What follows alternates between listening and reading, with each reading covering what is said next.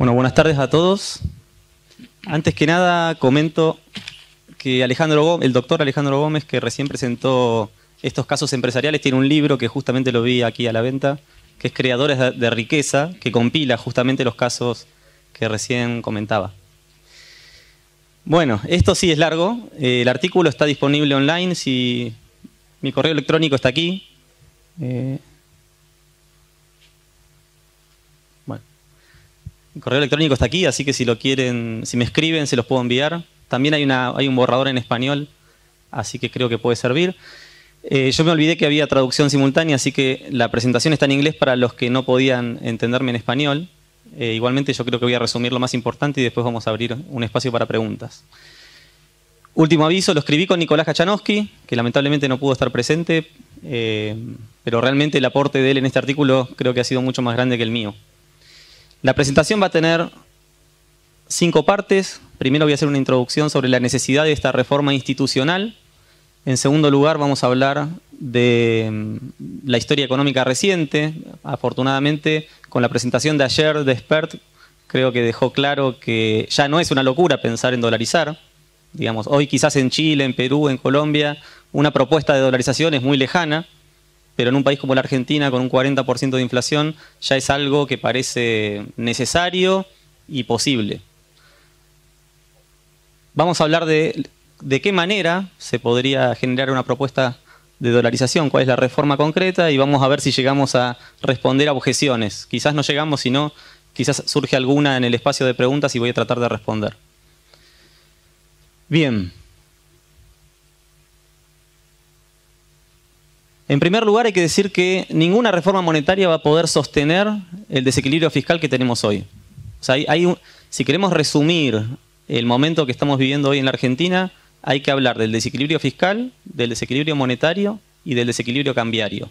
Fiscal, ya vieron ayer, el déficit es tremendo, realmente el nivel de gasto público del gobierno es mucho más grande que el nivel de impuestos que se logra recaudar, aún considerando que estamos ante la presión tributaria más alta de nuestra historia y récord, digamos, en comparación con todos los otros países de América Latina. Aún así tenemos un déficit fiscal que se financia con recursos de las pensiones, digamos, de quienes, la población económicamente activa que aporta para sus jubilaciones y pensiones al sistema de ANSES ahora.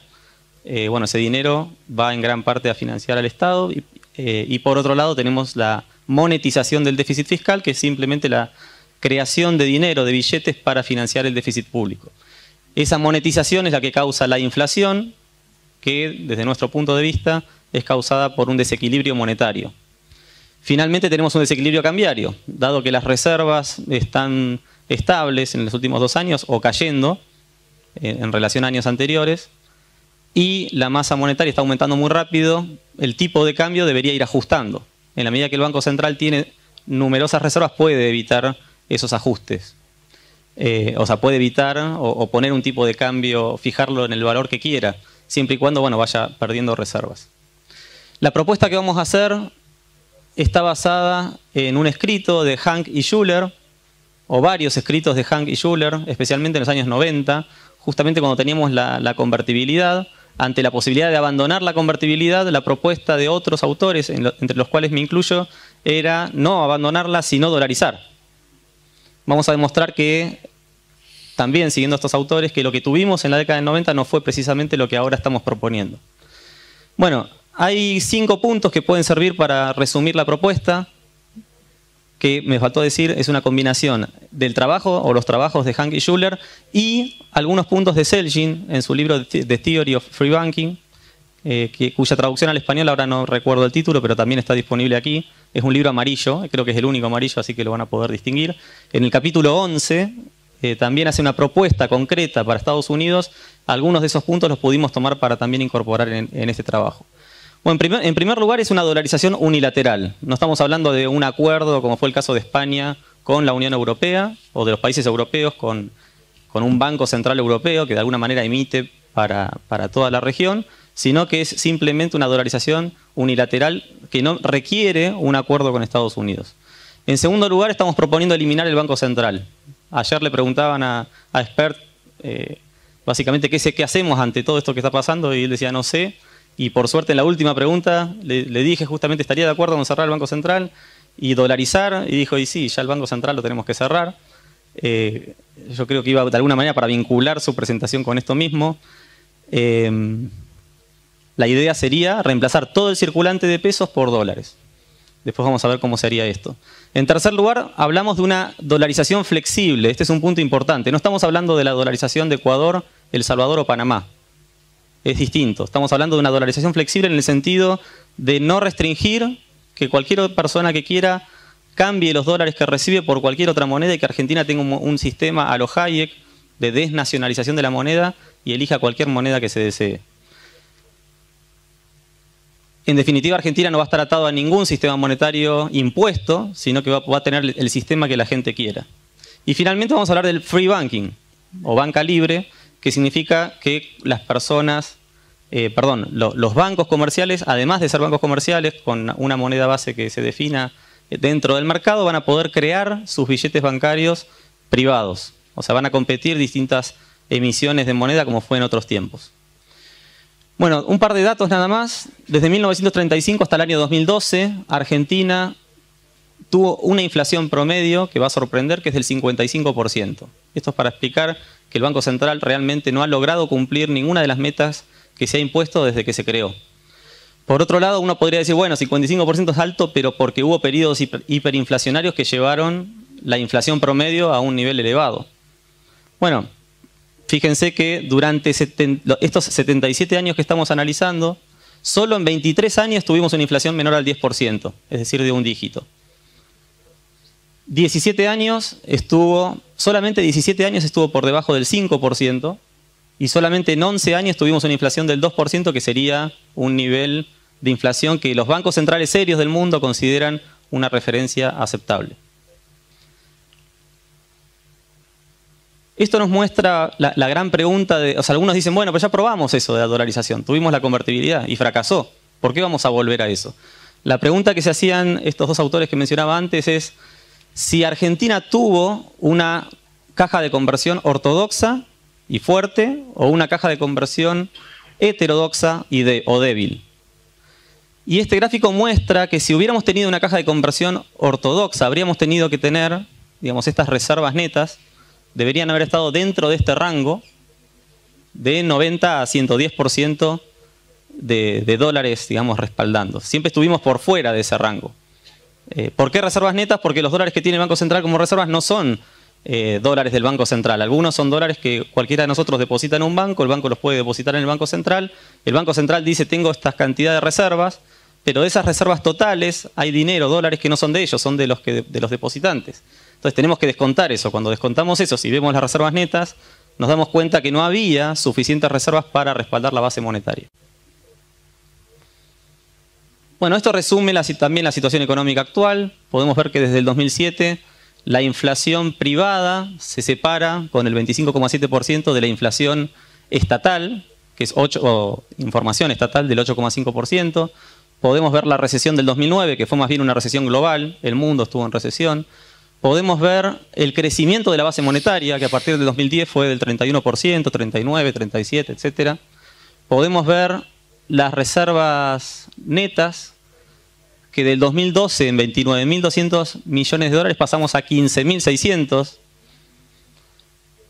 Podemos ver, bueno, la devaluación del tipo de cambio oficial, que ya se aceleró. Todo esto de alguna manera como consecuencia de que en 2011 se colocó el cepo cambiario. Bueno, y podríamos seguir con muchas de las cosas que se dijeron ayer con el trabajo de expertos. Aquí también se puede observar el cambio en las reservas netas a partir del 2011.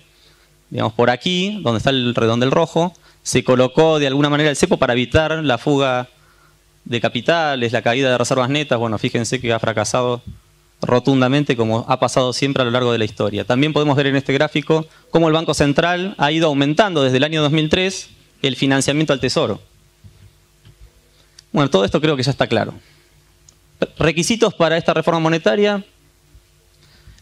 Es importante, fundamental, si queremos que esto tenga éxito, el equilibrio fiscal. Y esto también es un punto que ayer se enfatizaba mucho. Ya sabemos, creo, a lo largo de nuestra historia que en los 80 tuvimos desequilibrio fiscal y nos llevó a la hiperinflación. En los 90 tuvimos desequilibrio fiscal y nos llevó al hiperendeudamiento. En el año 2001 en adelante, bueno, ya hemos vaciado de recursos a varias instituciones. También podemos ver este gráfico que, bueno, lo presentó también el profesor, el consultor, expert, cómo los desequilibrios fiscales en ciertos momentos nos han llevado al Rodrigazo, nos han llevado a la hiperinflación, nos han llevado a la crisis del 2001. Y bueno, acá está el signo de pregunta que se podría completar.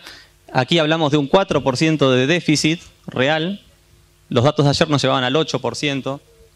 Estaríamos más bajo incluso que el signo de pregunta que estábamos planteando ahí. Bueno, ya comenté un poco esto.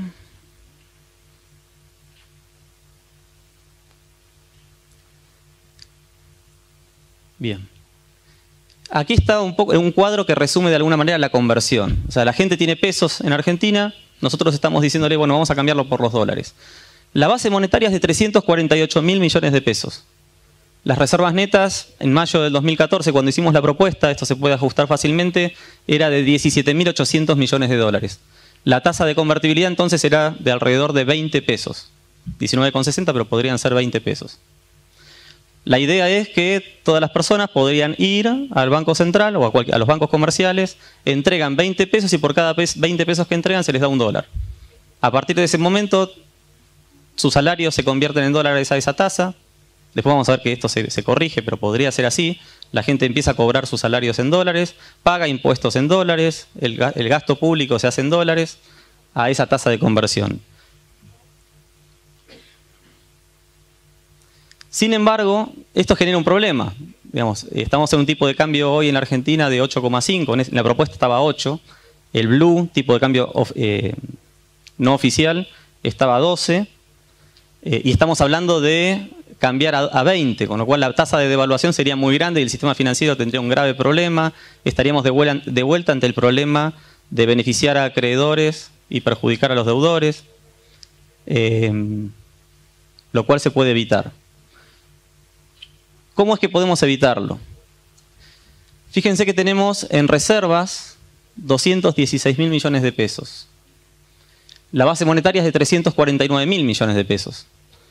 La idea sería, de las reservas internacionales, 217.000 millones de pesos para decirlo más sencillo, vamos a quitar algunos componentes y llegamos a las cuentas corrientes, los depósitos al gobierno, los certificados de depósito de los inversores, la deuda multilateral. Llegamos a las reservas netas de 16.000 millones de pesos. Si dividimos los 349.000 millones de pesos por los 16.000 millones de dólares que tenemos en reservas, la tasa de cambio es 21. Una forma de evitar esto es, de evitar la devaluación y que el cambio sea 20, es hacer el cambio solamente a 8 pesos. Para eso nos faltan dólares. Tenemos 349.000 millones de pesos. Si lo queremos cambiar a 8, que es el tipo de cambio oficial, lo cual no requeriría ningún tipo de devaluación, entonces tendríamos que tener 43.000 millones de dólares. La nueva deuda, entonces, sería de 27.000 millones de dólares, porque necesitamos 43.000 millones de dólares, tenemos solamente 16, el Banco Central, la diferencia es 27.000 millones de dólares.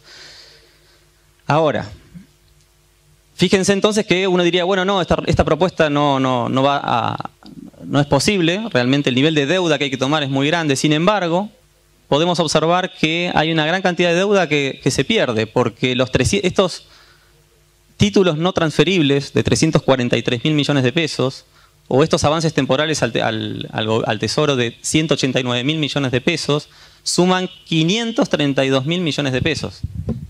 Que dividido por 8 pesos, que es el tipo de cambio oficial, nos daría 66,5 millones de dólares. Esos títulos que han sido la deuda que el gobierno ha tomado del Banco Central, financiándolo con emisión, se podría eliminar. O sea, esa deuda se elimina. Se elimina deuda por 66,5 millones de dólares y se toma deuda por 27.000 millones de dólares. O sea que en definitiva el porcentaje cae del 45% al 39% del PBI. O sea, se cae la deuda con esta propuesta de dolarización.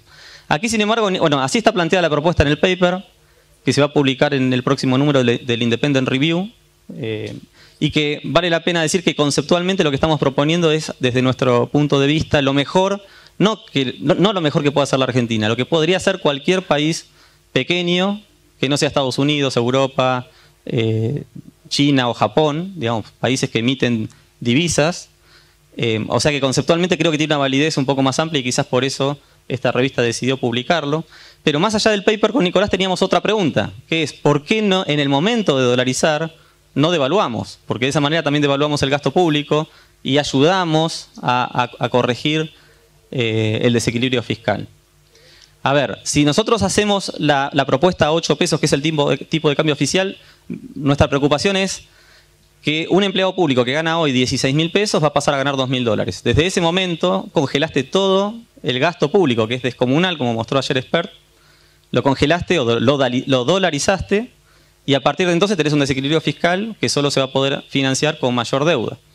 Sí, muy poco tiempo después salta el sistema porque no se puede financiar. La propuesta es, si devaluamos y el cambio se hace, no sé si a 20, pero habría que evaluar a qué número corresponde, por ejemplo, a 12, que es el tipo de cambio blue que teníamos en ese momento, en lugar de 8, el empleado público que gana hoy 2.000 dólares al tipo de cambio oficial pasaría a ganar 1.500 dólares al tipo de cambio blue.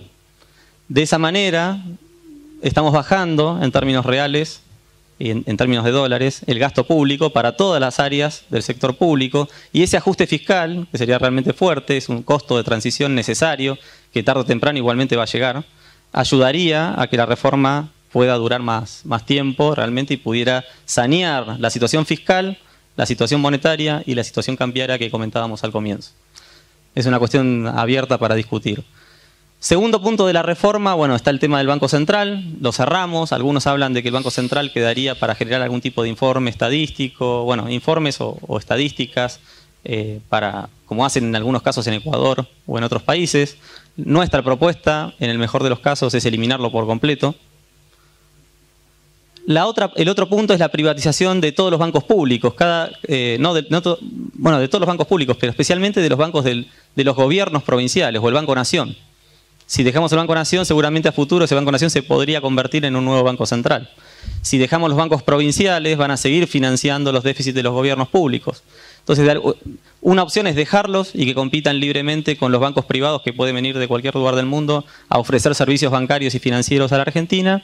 Otra opción es privatizarlos y utilizar ese dinero, también el que proviene de la privatización de los bancos públicos, para no tener que devaluar más de lo necesario, lo cual puede comprometer la solidez del sistema financiero.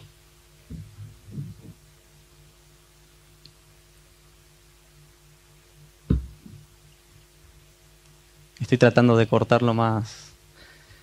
Estos bancos que van a competir van a poder emitir notas. Digamos, esto lo pueden ver de dos maneras. Si los bancos, o sea, es habilitarlos a imprimir, no quiere decir que lo vayan a hacer. Si la gente no va a demandar otra cosa que dólares, euros o cualquier moneda que circule en el mercado, seguramente no va a haber notas y punto. Pero están habilitados a hacerlo. Es básicamente volver a un sistema como el de Escocia, donde hubo banca libre respaldando los billetes bancarios que los banqueros emitían en oro. Ahora en lugar de oro tendríamos dólares como respaldo, pero depende de cada uno. No. ¿Cuánto tiempo? No, dale. No, doy a 8. Voy. Ahora, esto puede sorprender, esto de las notas convertibles privadas, o sea, de los bancos. Sin embargo, si vamos a Escocia, hay trabajos que muestran que el 95% del circulante hoy es dinero privado. Si vamos a Hong Kong, hay un porcentaje también alto de dinero privado. En algunos países, en Irlanda también todavía se mantienen notas privadas. No es algo que no exista al día de hoy. Ahora, pero podrían volver a surgir las notas en la medida que se le permita a la gente que esto ocurra.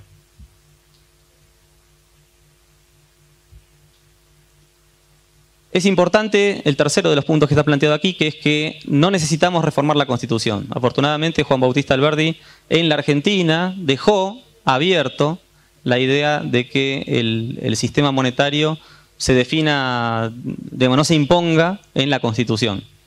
Así que no hace falta cambiar la Constitución para liberar el mercado en este sentido. Objeciones que se presentan generalmente a esta propuesta. Algunos dicen que está comprometiendo la soberanía. Esto, o sea, la soberanía nacional, el nacionalismo argentino. Esto es fácil de responder. Bueno, creo que todos los países del mundo antes de la Primera Guerra Mundial eran países igual de soberanos que hoy, más o menos, digamos, no tiene nada que ver la moneda que un país decida tener respecto de la soberanía nacional. Pero sabemos que en Europa incluso esto se ha planteado. Hoy España, Irlanda o todos los países de la Unión Europea no han abandonado su soberanía por integrar la Unión Europea. Hong Kong no es menos soberano que la Argentina, o Panamá o Ecuador mantiene su soberanía por más que haya dolarizado su economía. Otros autores dicen, bueno, pero la dolarización, Argentina no pertenece al área monetaria óptima de Estados Unidos como para dolarizar la economía. Aquí hay dos respuestas. Primero, que el área monetaria óptima en un mundo globalizado debería estar definido por aquella moneda y relación comercial que cualquier país quiera tener. No está definido por una por una relación geográfica solamente. Segundo, nosotros no estamos imponiendo ninguna moneda. La dolarización flexible, en definitiva, abría la puerta para que cualquiera demande la moneda que quiera. Con lo cual, en definitiva, Argentina se va a mantener dolarizada solo si la gente lo decide.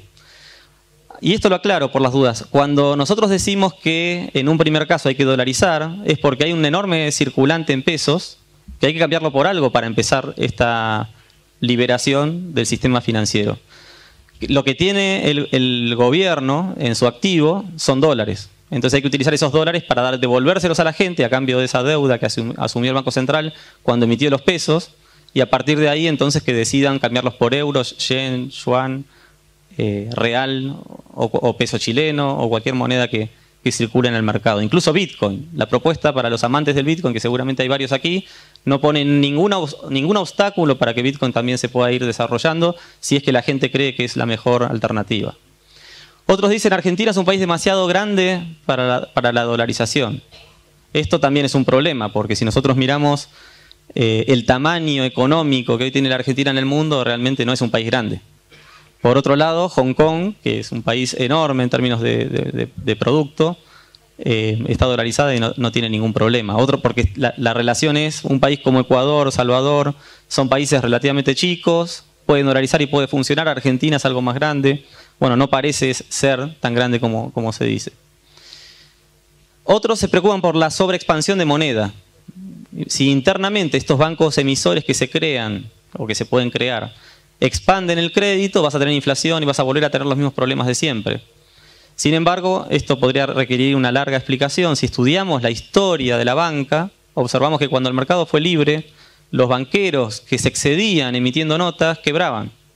Ahora, no quebraba todo el sistema financiero, quebraba aquel banquero que operaba de manera irresponsable y fortaleciendo a su vez y dándoles solidez a los otros bancos que se mostraban más sólidos y que lograban construir reputación a lo largo del tiempo. O sea que no hay por qué pensar que si alguno de los banqueros, o sí puede ocurrir, alguno de los banqueros realmente se expanden esas notas que la gente demanda, que ese banco quiebre y que entonces otros bancos se fortalezcan.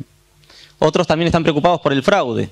Como decía recién Alejandro, el doctor Gómez, si los empresarios cometen fraude permanentemente, muy peligroso va a ser darles a los empresarios, banqueros, la posibilidad de manejar la moneda.